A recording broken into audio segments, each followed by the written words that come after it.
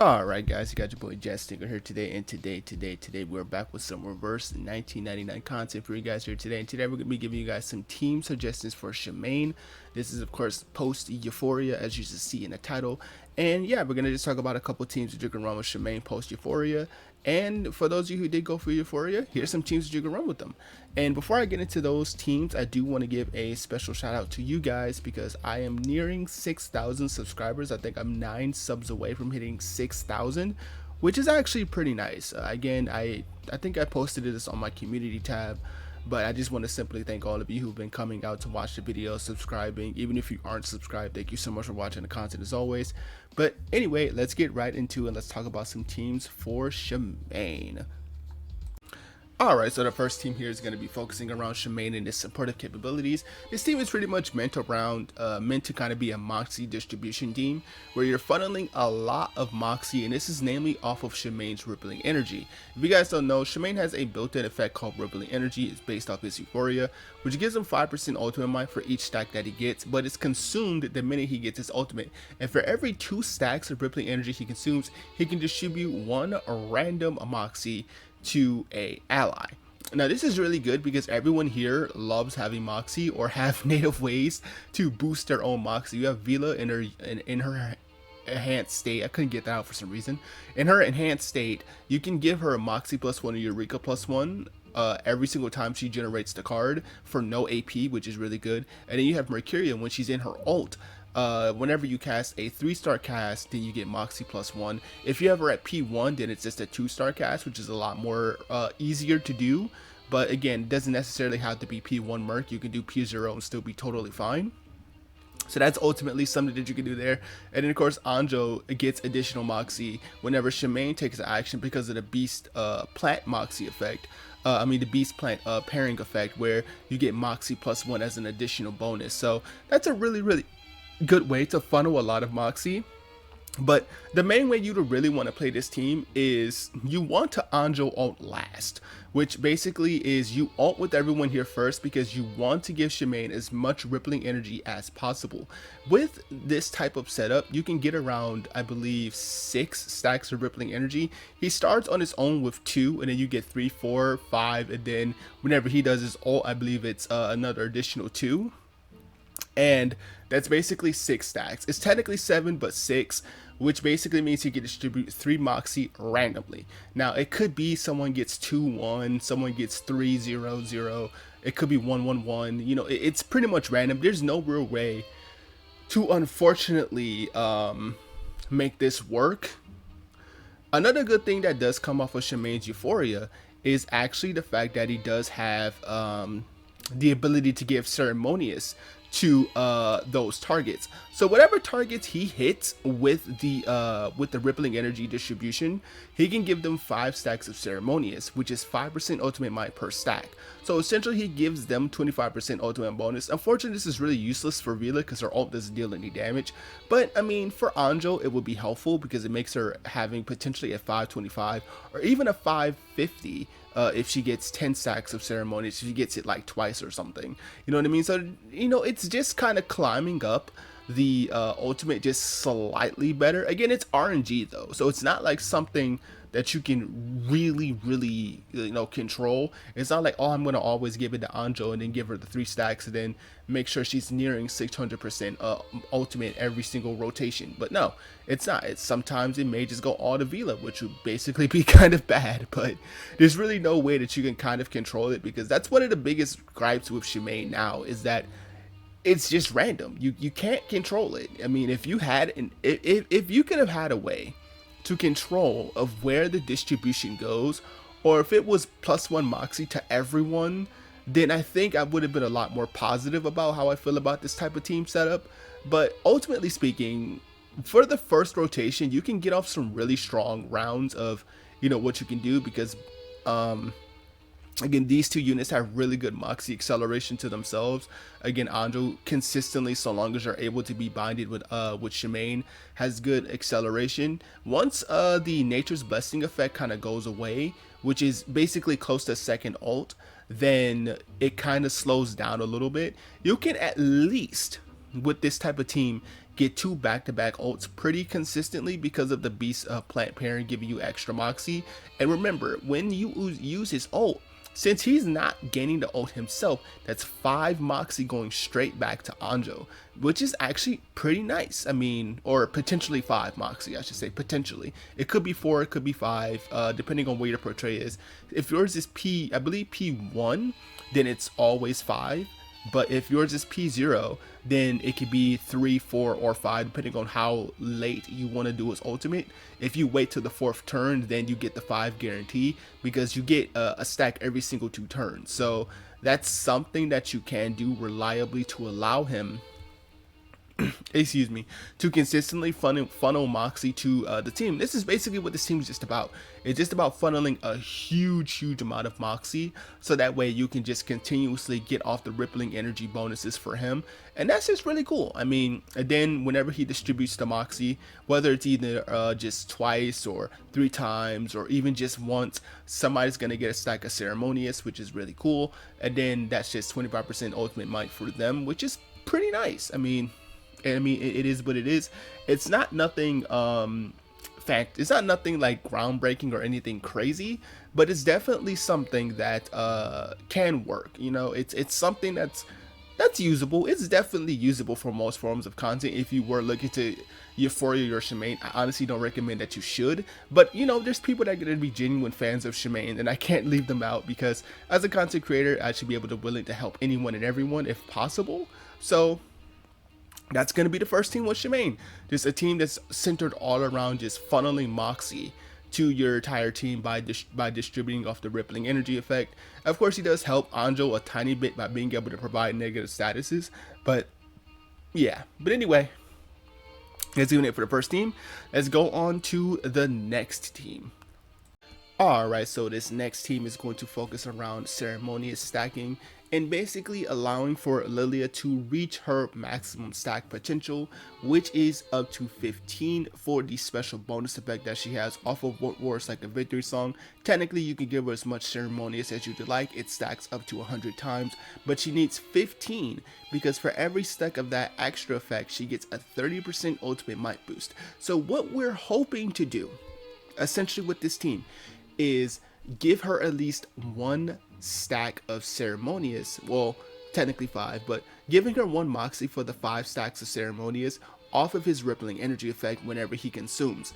Now, for this team, you want to have Lilia, Shamane. Vila just helps for crit rate, crit damage as always, and I would recommend putting Lepera here, because Lepera will give her a massive 40% critical rate boost, which is fantastic. This is also really good for Shamane too, if you have him at P2, because his crit on, I believe his crit rate on ult jumps up to 60%, provided that you have nothing else invested into his kit, like in terms of his residence pad. But if you build him for crit, then you more than likely have way over amount, so that's definitely something that you can do. So that's actually really good. So you can at least actually give him a little bit of an extra damage boost this way. But the really core concept that you want to be doing is hoping that you can at least distribute 1 Moxie to Lilia, so that way you can give her the 5 stacks of Ceremonious. Technically more, because remember, Ceremonious itself is a 5% ultimate might buff. So that's still something. And then of course, if you have Lepera, that's an additional 25. So you can really stack up some high numbers for for Lilia's ultimate. Because remember, if you get the full 15 stacks, that I believe her ultimate jumps all the way up to, I think, 1125, I think, which is really strong. That's a really strong number. But that's just with the 30% bonus and not including the Ceremonious effect, which of course can be based on how many times you trigger a crit off a follow-up. And that's really good, because if you simply just attack with Lilia 5 times, you're already at 10 stacks of Ceremonious. So 10 stacks of Ceremonious, boom, you already have the 300% bonus coming in off of your ultimate might because of the effect. And then if Shamane is able to give her just 1 Moxie, then that's 15, which means he maxes out on the effect, which gives her then a total of 450% bonus for her ult, to then allow her to hit the magical 1125 modifier. Again, you have units like Lepera who can give her an additional 25% ultimate might, which is really strong. She also can give crit rate, crit damage, so can Vila. So that's really, really, really good. That's the whole core concept of this really team here, is just really just to stack up as much Ceremonious as you can. If she gets hit multiple times, again, there's nothing really wrong with it because it's just more ultimate might bonus for Lilia. That's really just it. But of course, again, it's RNG. There are going to be situations where you do not give Lilia any stacks of Ceremonious, which is just, you know, unfortunate, you know, because you have to build back up into an ultimate. You have to cast ultimates with others to give him more stacks of rippling energy, and that's really just the sucky part about it. So that's really just it. But really, it's just the same core concept of what you'd run. There's really no replacements that I really say for this team. I mean, if you really wanted to go no sustain, you could take Vila out, but I just don't feel comfortable never not having a form of a healer. So I don't know if I'm a fan of that, Chief. But I do think Lepera is actually very essential for her massive 40% critical rate for Lilia, because again, Lilia already peaks really high with crit rate just naturally. So if you look to give her a strong crit build, then you can easily overcap her. And then especially with Vila giving you an additional 20% and then another additional 30%, then you kind of just go from there, and then you kind of can just cook. And that's really just it. That's just kind of just the whole thing there, is this: you just stack up Ceremonious as much as you can, you build up as much as you can before Lilia pops her ult, and then you just fire it off, and you should have a strong, very hard-hitting single target ultimate for all of the effort of what you're trying to set up. And of course, Shamane does help with providing extra damage and reality shred, which is something. I mean, that's something as opposed to nothing, you know. I've always been kind of negative of his debuff because 15% reality and mental shred of 15 is not really that amazing.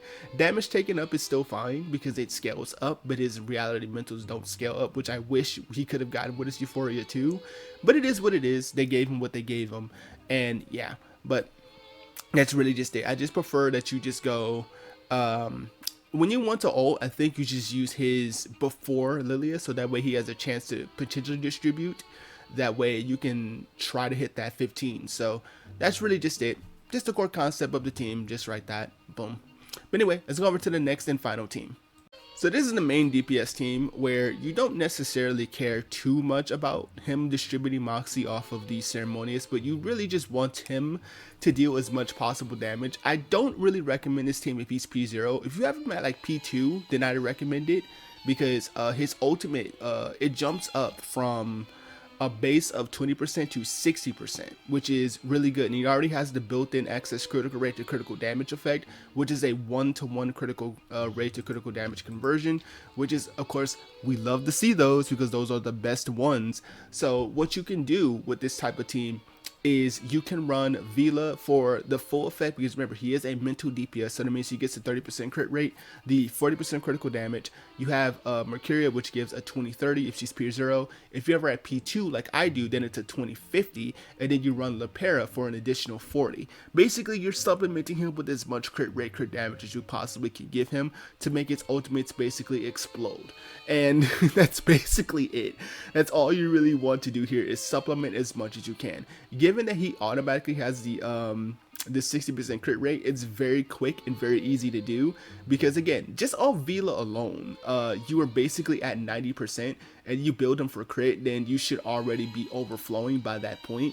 And then you have another additional 20% coming off Merc, which is again very good. And of course, she continuously gives you a 50% bonus of critical damage, which again, very good. And then once the pair gets her array field going, that's another additional 40% critical rate. And of course, she does provide ultimate damage boost and critical damage boost based off of how much her critical damage is. So basically, you're getting a good amount of increases for Shamane to pop off with this ultimate. The cool thing is too with his P1 is that it jumps his Nature's Blessing effect from 3 to 5 immediately.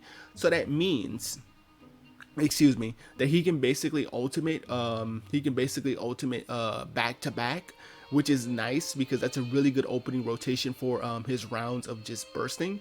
He gets 2 essentially good rounds to nuke, then he kind of just goes back on cooldown, which is, you know, it gives you more time to kind of set up with everyone else again before you go into his ult. But if you really wanted to run a different type of cube, you can technically run carrot for this strat.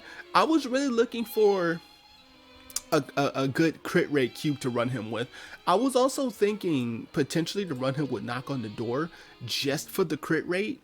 You could still technically get the damage delta bonus because Lepera does have built-in burn in her kit. So technically you could run it, but it's, you know, it's something that you can do. It's definitely something, but I think knock on the door over carrot would be fine. It really just depends on what you personally feel comfortable with. I just went with a more standardized choice on of this one, but of course you can run Luxurious Leisure. You can run whatever you really want as long as it's a good damaging cube.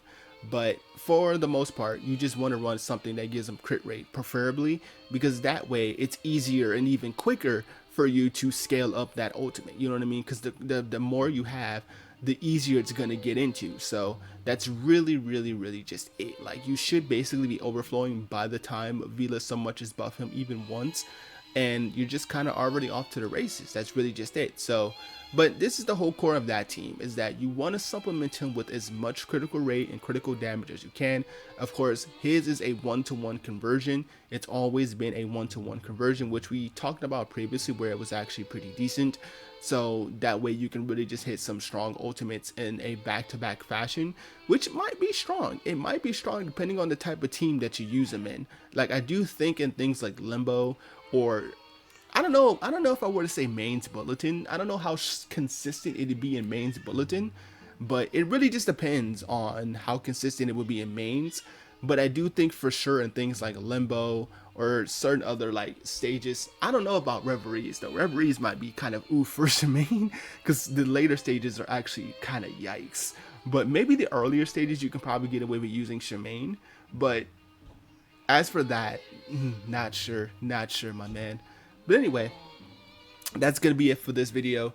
Let me know what you guys think about the Shamane teams in the comment section below, and then in the next video we'll go over the next character that I talked about, my number 5 pick. If you haven't seen that video, please give it a watch. And again, thank you guys so much for getting me close to 6,000 subscribers. I'll see you guys next time.